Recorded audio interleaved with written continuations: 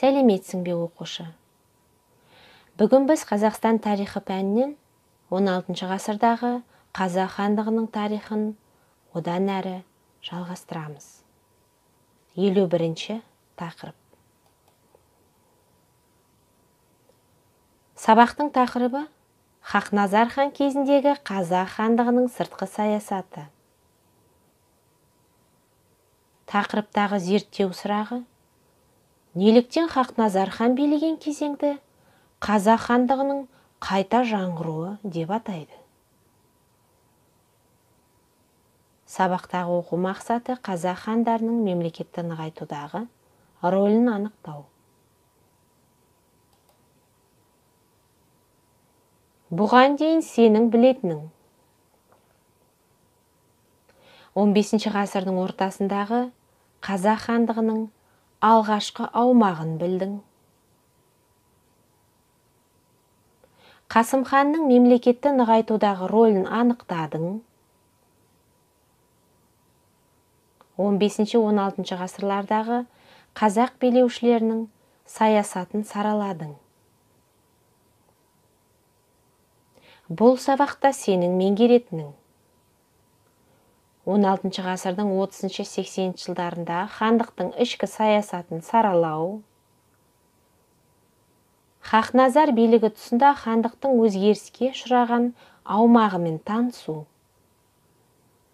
Хақназар ханның мемлекетті нығайтудағы рөлін анықтау.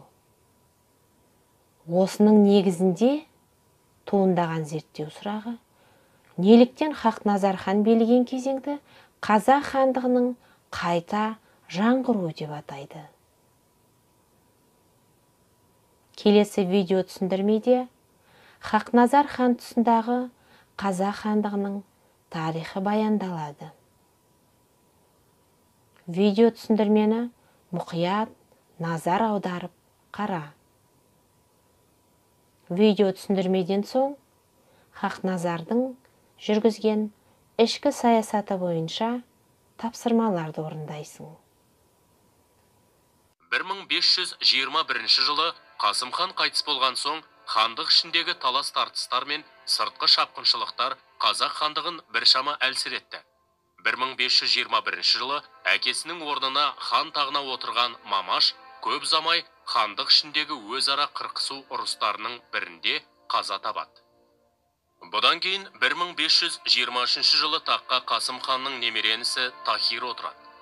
Бұл кезеңде көрші мемлекеттермен, соның ішінде Моғолстан, Ноғай ордасы және өзбектермен қарым-қатынас шиеленісіп, жағдай қиындай берді. Қазақтар жерлерінің көп бөлігінен айырылып, тек Жетісуда ғана билік құрды. Тахир ханнан кейін жазба деректер бойынша Қазақ хандығын бір мезгілде Бұйдаш, Ахмет, Тоғым хандар басқарған. Тарихта 1523-1538 жылдар Қазақ хандығының уақытша әлсіреу кезеңі деп саналады. Осы әлсіреу кезеңінде таққа Қасым ханның ұлы Хақназар келді. Кейбір деректерде Ақназар деп те атайды. Хақназар хан Қазақ хандығын 42 жыл бойы басқарды. Ол қырғын соғысты болдырмай, мемлекеттер арасындағы дипломатиялық қатынасты шебер пайдалана білді. Бұл оны өзге хандардан ерекшелеп тұрды. 16 ғасырда күшейе түскен орыс мемлекеті шығысқа қарай іргесін кеңейтіп, Қазан, Астрахан хандықтарын басып алып, ендігі кезекте Ноғай ордасына көз тіге бастайды. Бұл кезеңде ішкі талас тартыстан Ноғай ордасы әлсірей бастаған болатын. Бұл жағдайды тиімді пайдаланған Хақназар хан Ноғай ордасының көптеген ұлыстарын өзіне қосып, батыс шекараны Еділ мен Жайық арасына дейін кеңейтті. Дегенмен Моғолстанмен байланыс шиеленіскен күйінде қалып қойды. Өзбектер мен моңғол билеушілері қазақтарға қарсы одақ құрды. Сырдария бойындағы қалалар солардың қолына көшті. Сондай-ақ қазақ жеріне ойраттардың шапқыншылығы жиіледі. Моңғол ханы Абдар Рашид Жетісу мен Ыстықкөлді басып алуға тырысты. Хақназар Бұхар ханы 2-ші Абдаллах пен Ташкент әміршісі Баба Сұлтанның арасында басталған өзара таласты өз мақсатына пайдалануға ұмтылды. Өзбек билеушілеріне кезектесе көмектесе отырып, оларды әлсіретіп, сыр бойындағы қалаларды қайтарып алмақшы болды. Ханның бұл әрекетін сезіп қалған Баба Сұлтан келіссөз жүргізуге келген Жалым Сұлтан мен Хақназардың 2 ұлын өлтіруге бұйрық берді. 1580 жылы Баба Сұлтан жіберген тыңшылардың қолынан Хақназар хан да қаза табады. Видео түсіндірмені жақсылап, тамашалап болсаң, тапсырмаларға өтеміз. Оқулықтың 142 бетінде Қасым ханға дейінгі саясат туралы қысқаша баяндалған. Тапсырма барысында оқып шық.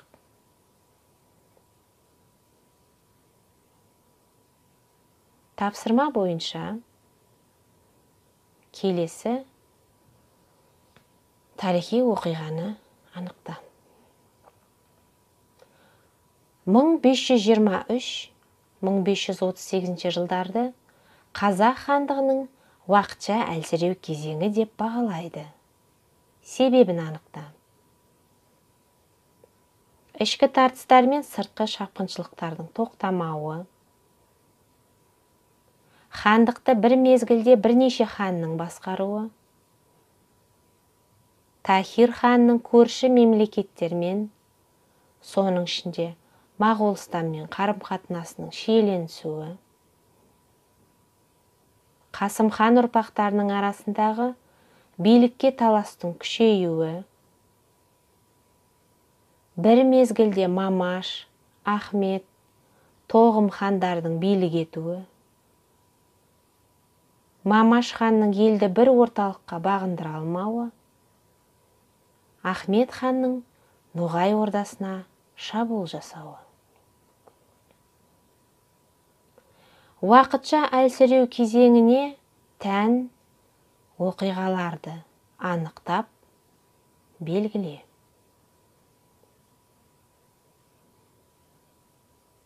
Бұл тапсырманы орындап болсаң, келесі тапсырмаға өтеміз.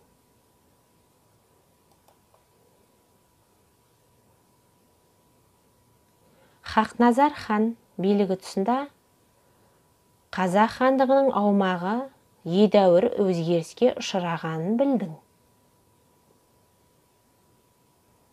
Ендеше, Хақназар хан тұсында Қазақ хандығының оңтүстік шығыс, солтүстік шығыс және батыс аумағындағы негізгі нүктелерін тап.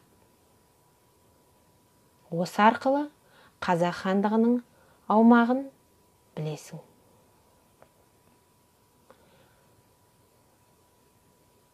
Берілген тірек сөздерді пайдалан. Балқаш пен Шу, Жайық өзені, Түркістан аймағы, Есіл мен Нұра.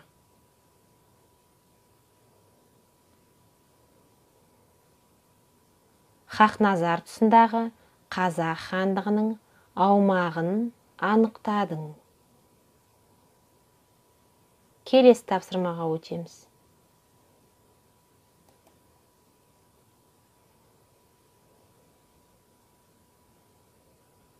Есіңде болса, бүгінгі сабағымыздың зерттеу сұрағы: неліктен Хақназар хан билеген кезеңді Қазақ хандығының қайта жаңғыруы деп атайды? Тапсырма былай делінген: неліктен уақытша әлсіреу кезеңінен кейін Хақназардың билеген уақыты қайта өрлеу кезеңі деп аталды? Яғни неліктен Хақназар хан билеген уақыт қайта өрлеу кезеңі деп аталды? Осы мәселе төңірегінде 3 дерек келтір. Бұл саған үй тапсырмасы. Тапсырманы жақсылап, нақтылап орында. Сабақ аяқталды.